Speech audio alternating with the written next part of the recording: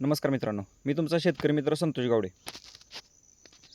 हे दिसतंय आपलं 10 ते 12 गुंठ रान आहे. 8632ची ह्या लागण केलेली आहे. हे रान 9 ते 10 वर्ष भाजीपाल्याखाली चाललेलं आहे. म्हणजे ऊस कधी घेतला नाही, कंटिन्यू भाजीपाला. आता जरा भाजीपाला ह्यात वटायला थोडा त्रास व्हायला लागला आहे. म्हणून आपण ह्यात 8632 या रोपांची लागण केली आहे. आपण ह्यांना दुसरा लागवडीचा डोस देत आहे आज. हे बघा मित्रांनो, हे एप्रिलमध्ये ह्या भेसळ लागवडीची भट्टी लावून ठेवली होती.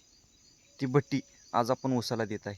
ऊसाला देत असताना प्रत्येक रोपापाशीच चिमटभर लागवड टाकत आहे. याचा फायदा रोपांच्या मुळीलाच जातो आहे. आपण पसरून टाकतो त्यावेळी ते तण खाऊ शकतं. आता रोपांच्या मुळात पैसे गेल्यामुळं फक्त ते ऊसच खाणार आहे. तणाला ते काही खाता येणार नाही.